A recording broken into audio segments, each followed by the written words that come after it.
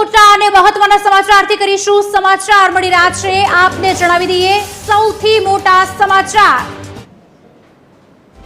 Big breaking બેટ દ્વારકાના રાણીવાસ સ્થિત ઐતિહાસિક મંદિરનો વહીવટ વિવાદમાં આવ્યો હોય તેવા સમાચાર 500 વર્ષ જૂના મંદિરના વહીવટની જવાબદારી શંકાના દાયરામાં આવી રહી છે 200 કરોડના સોના ચાંદી અને ઝવેરાતના હિસાબ સામે સવાલ ઊભા થઈ રહ્યા છે 40 વર્ષ પહેલા આભૂષણોનો જથ્થો અમદાવાદ લઈ જવાયો હોવાનો પણ ક્યાંક દાવો કરાયો છે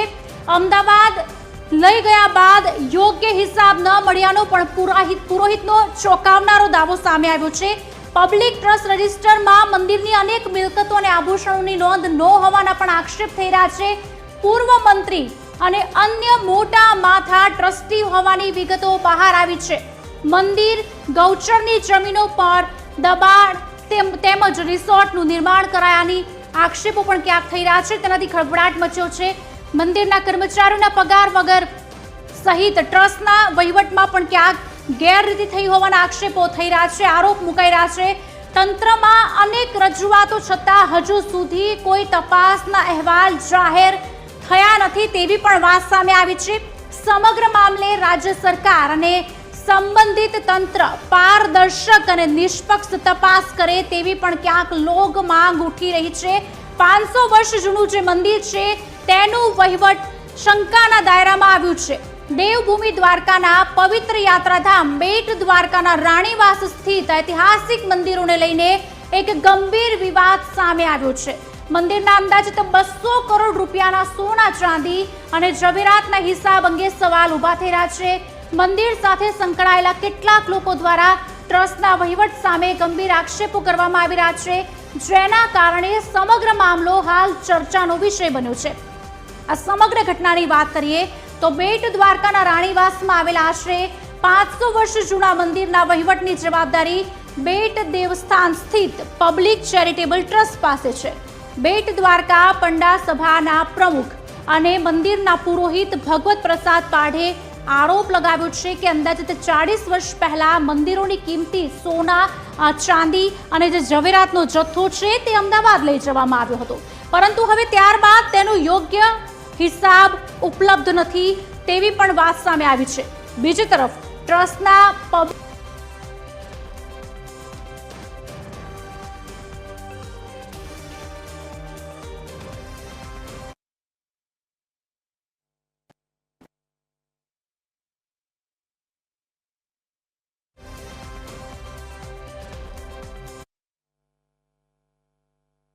અને 2022માં અમે મામલતદારથી કરી રાષ્ટ્રપતિ સુધી આનો પત્ર વ્યવહાર કર્યો કે આ સોના ચાંદીના જે ઝવેરાતો છે જે કિંમતી ઝવેરાતો છે કે જે અમદાવાદ બેંકમાં લોકો લઈ ગયા છે પાછી 40 વર્ષથી અહીંયા લઈ જ નથી આવ્યા 85-86ની સાલમાં અહીંથી આ ખજાનો ગયો છે કોણ લોકો લઈ ગયા છે જે તે ટાઈમના ટ્રસ્ટીઓ એમાં છત્રભુજ ચિમનલાલ ઉપપ્રમુખ હતા મથુરાદાસ દેવીદાસ પ્રમુખ હતા પણ એ તો બોમ્બે રહેતા એટલે અમદાવાદના ટ્રસ્ટીઓએ જ આનું બધું સેટલમેન્ટ ત્યાં બધું ગોઠવવાનું કર્યું હતું હવે એમાં જે વ્યક્તિ આ ખજાનાનો એક સાક્ષી છે કે જેને એક દાગીનાનું વર્ણન કર્યું છે કે આની અંદર કેટલા મોતી છે કેટલું છે એ દિનેશભાઈ અગ્રાવત છે એનો પણ અમે ઇન્ટરવ્યૂ લીધું હતું અને એને પણ કબૂલ કર્યું કે લાલ દરવાજા બેંકની અંદર આ સોનું છે અને જે સોનું હતું એને અમે ગાળી નાખ્યું છે અને એના રજિસ્ટરો બધા મેં મંદિરને સોંપ્યા છે પણ મંદિરવાળા કોઈ અમને રજિસ્ટર બતાવતા નથી કે મંદિરવાળા કહેતા નથી કે આટલું સોનું છે ટ્રસ્ટના પબ્લિક ટ્રસ્ટ રજિસ્ટર એટલે કે પીટીઆરમાં પણ મંદિરની અનેક મિલકતો તેમજ કિંમતી આભૂષણોની સંપૂર્ણ નોંધ નથી ઉપરાંત મંદિર અને ગૌચરની જે જમીનો છે તેના પર દબાણ કેટલીક જગ્યાએ રિસોર્ટનું નિર્માણ તેમજ મંદિરના કર્મચારીઓના પગાર સહિતના વહીવટમાં પણ ક્યાંક ગેરરીતિના આક્ષેપ કરવામાં આવી રહ્યા છે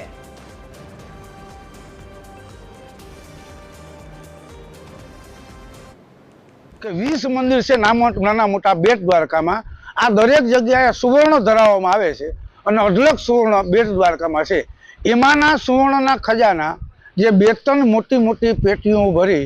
અને 80 કે 84ની સાલમાં જે લઈ ગયા હતા એ બેંકમાં છે, વાં છે, એ વાતું છે.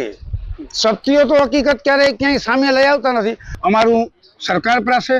જે જગ્યાએ અમે ફરિયાદ કરેલી છે તે ફરિયાદને અમને એવું પણ કહેવામાં આવે, લોક માંગણી પણ એવી છે કે એસઆઈટીની નિમણૂક કરીને કાર્ય કરવામાં આવે. ભલે એસઆઈટી બેસાડો, અમે તો એમ કહીએ છીએ કે જે સ્થાનિક પોલીસ છે, જે હાલની અંદરના ભાગમાં એસપી સાહેબ છે, હાલની અંદરના ભાગમાં જે આઈજી સાહેબ છે, જો એ પણ કાર્ય કરે ને તો આની તપાસ એકદમ ઇઝીલી થઈ શકે એટલું છે. શું કામ કે બધું સામે જ છે, કંઈ કરવાનું જ નથી.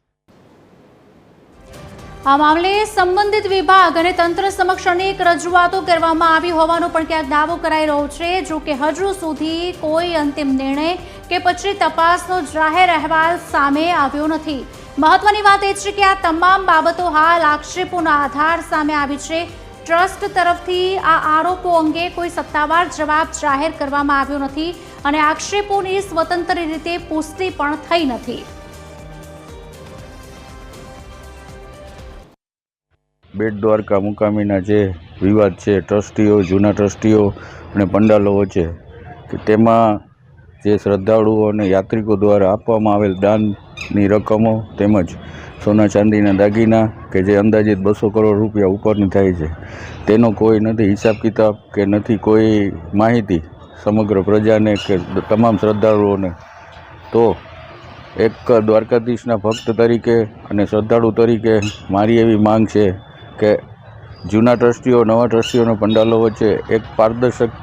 પારદર્શિકા જાહેર કરી અને એનો જે વહીવટ સંચાલન છે જે પારદર્શક રીતે રહે તેવી અમારી હૃદયપૂર્વકની માંગ છે. હવે સૌની નજર રાજ્યના સંબંધિત તંત્ર પર છે કે આ ગંભીર આક્ષેપોની પારદર્શક અને નિષ્પક્ષ તપાસ કરવામાં આવે છે કે નહીં. ભક્તોમાં પણ મંદિરની સંપત્તિ અને વહીવટ અંગે સત્ય બહાર આવે તેવી માંગ ઉઠી રહી છે.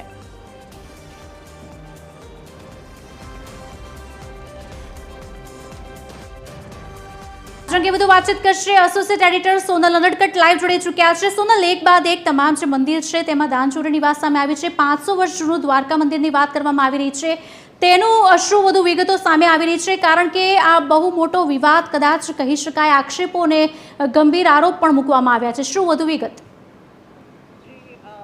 જે પ્રકારે મંદિરની વાત કરવામાં આવી છે, બેટ દ્વારકા અને બેટ દ્વારકા ખાતે રાણીવાસમાં આવેલા જે મંદિર છે તેમાં સોના ચાંદીના ઝવેરાત કે જે ભગવાનને ધરવામાં આવ્યા હોય તેના સંદર્ભમાં આક્ષેપો થઈ રહ્યા છે. લગભગ 200 કરોડનું જે ઝવેરાત છે તેનો કોઈ હિસાબ મળી રહ્યો નથી તેવા આક્ષેપો થઈ રહ્યા છે. મહત્વનું છે કુશાલી કે જ્યારે મંદિરની વાત આવે, ભગવાનની વાત આવે ત્યારે સૌથી મોટું વાત એ છે કે લોકોની શ્રદ્ધા તેની સાથે જોડાયેલી હોય છે અને આ સીધો જ લોકોની શ્રદ્ધા સાથેનો ખિલવાડ મંદિરના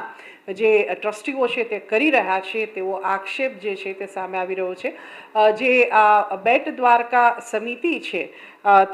તેના હસ્તક જે આ મંદિરનું જે વહીવટ છે તે આવેલો છે અને મહત્વનું છે કે ટ્રસ્ટનું જે પબ્લિક ટ્રસ્ટ રજિસ્ટર એટલે કે પીટીઆર જે છે તેમાં પણ જે આ ઝવેરાત છે તેની કોઈ વ્યવસ્થિત એટલે કે સંપૂર્ણ નોંધ કરાયેલી નથી. જે આક્ષેપ થયો છે તે એવો છે કે પંડા સમિતિના જે પુરોહિત છે, પંડા સભાના પ્રમુખ, મંદિરના પુરોહિત છે ભગવત પ્રસાદ પાઢ, તેમના તરફથી જે આ આક્ષેપ છે તે કરવામાં આવ્યો છે ને તેમનું સ્પષ્ટપણે એવું કહેવું છે કે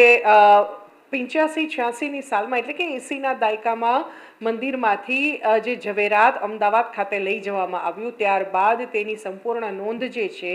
તે ન તો ટ્રસ્ટના રજિસ્ટરમાં દેખાઈ રહી છે, ન તો પીટીઆરમાં દેખાઈ રહી છે કે ન તો તે ઝવેરાત ક્યાં છે તેનો કોઈ હિસાબ મળી રહ્યો છે. આવા સંજોગોમાં તેમના તરફથી એવી માંગણી થઈ છે કે આ સમગ્ર મામલે જે તંત્ર છે તે વ્યવસ્થિત તપાસ કરે અને ત્યારબાદ જે કંઈ પણ સત્ય સામે આવે તે ઉજાગર કરવામાં આવે ભક્તોના હિતમાં. આવો જે તેમનો મુદ્દો છે તે મહત્વનો છે. પણ સાથે સાથે એ પણ જોવું જોઈએ કે આ જે આક્ષેપો છે તે જે તે સંબંધિત સ્થાનિકો, આગેવાનો છે જે મંદિર સાથે જોડાયેલા છે, પાઢે જે છે તે મંદિરના પુરોહિત છે અને તેમના તરફથી આક્ષેપ કરવામાં આવ્યો છે. જો કે આ આક્ષેપ સંદર્ભે હજુ સુધી સત્તાવાર કોઈ સ્વતંત્ર રીતે પુષ્ટિ થઈ નથી. તેમણે મૌખિક આક્ષેપ કર્યા છે. તેમનું એવું પણ કહેવું છે કે આ સંદર્ભમાં તેમણે જે તે સંબંધિત વિભાગોને તપાસના સંદર્ભમાં અગાઉ રજૂઆતો કરી હતી પણ પરિણામ શૂન્ય આવ્યું છે. તેમનું એવું પણ કહેવું છે કે આ સંદર્ભમાં આગામી દિવસોમાં જો સરકાર ખાસ સમિતિની રચના કરી અને સંપૂર્ણ તપાસ કરાવે તો સત્ય સામે આવે છે, આવી પણ તેમની માગણી છે. પણ મહત્વનું છે કે આ જે આક્ષેપો કરવામાં આવી રહ્યા છે તેની હજુ સુધી કોઈ પુષ્ટિ થઈ નથી અને TV13 પણ આ તમામ આક્ષેપો જે છે તેનું કોઈ પ્રકારે સમર્થન કરતું નથી. પણ મહત્વનું છે કે જ્યારે તેમના તરફથી આક્ષેપ કરવામાં આવ્યા છે તો ક્યાંક નહીં ને ક્યાંક જે આ તપાસ છે તે સંદર્ભમાં તેમની માગણી છે અને તે સંદર્ભમાં જે તે સંબંધિત વિભાગ જે છે રાજ્ય સરકારના પોલીસ ફરિયાદની પણ તેમના તરફથી વાત કરવામાં આવી રહી છે કે જો પોલીસ ફરિયાદ આ સમગ્ર પોલીસ જે છે તે આ સમગ્ર મામલામાં તપાસ કરે તો ચોક્કસપણે આગામી દિવસોમાં સત્ય સામે આવી શકે તેમ છે. આવી પણ તેમણે માગણી કરી છે. પણ મહત્વનું છે કે જે આ આક્ષેપો છે 200 કરોડનું જે ઝવેરાત કે જે 500 વર્ષ જૂનું મંદિર છે આ રાણીવાસ અને ત્યાં જે આ ઝવેરાત મુકાયેલા છે તે 80-85ની સાલમાં જે અમદાવાદ તરફ લઈ જવામાં આવ્યા હતા અને ત્યારબાદ તેનો જે ઝવેરાત છે તેની કોઈ જે પુષ્ટિ છે તે થતી નથી. તે ક્યાં છે તે આજ સુધી કોઈને ખબર નથી. જે ટ્રસ્ટીગણ છે તેના તરફથી એવો જવાબ આપવામાં આવી રહ્યો છે કે જે ઝવેરાત છે તે બેંકમાં સહી સલામત છે પણ તે બેંકમાં નથી એવો આક્ષેપ પણ પુરોહિત પાઢે તરફથી કરવામાં આવ્યો છે. એટલે આ સમગ્ર મામલામાં સત્તાવાર રીતે હજુ સુધી જો કે મંદિરના ટ્રસ્ટીગણ તરફથી પણ કોઈ નિવેદન સામે આવ્યું નથી અને બીજી બાજુ જે આક્ષેપો થઈ રહ્યા છે તેની પણ કોઈ રીતે પુષ્ટિ હજુ સુધી સ્વતંત્ર રીતે થઈ નથી. પણ મહત્વનું છે કે જ્યારે લોકોની શ્રદ્ધાનો વિષય હોય તો ચોક્કસપણે આ સંદર્ભમાં ચોખવટ થવી જોઈએ અને આ સંદર્ભમાં તપાસ પણ થવી જોઈએ. હવે જોવાનું એ રહે છે કે આ સંદર્ભમાં રાજ્ય સરકાર આગામી દિવસોમાં જે વિભાગ છે સંબંધિત વિભાગ છે તે કયા પ્રકારે આગળ કાર્યવાહી કરે છે કે કેમ કે જ્યાં સુધી આ સંદર્ભમાં પોલીસ ફરિયાદ નહીં થાય ત્યાં સુધી પોલીસ આ સમગ્ર તપાસમાં ઇન્વોલ્વ થઈ શકે તેમ નથી. પણ મહત્વનું છે કે જે લોકો આક્ષેપ કરી રહ્યા છે તેમના તરફથી આ સંદર્ભમાં આગામી દિવસોમાં હવે કયા પ્રકારની રણનીતિ અપનાવવામાં આવે છે તે જોવાનું રહે છે અને તેનાથી પણ વધારે જે મહત્વનું છે તે એ છે કે જે આક્ષેપો છે તેના સંદર્ભમાં હજુ સુધી સ્વતંત્ર રીતે કોઈ પુષ્ટિ થતી નથી. મૌખિક રીતે તેમના આક્ષેપો થયેલા છે અને માટે જ ટ્રસ્ટીગણ તરફથી પણ જો કે હજુ સુધી કોઈ સત્તાવાર જવાબ સામે આવ્યો નથી. જી સોનલ, આભાર સમગ્ર વાતચીત કરવા બદલ.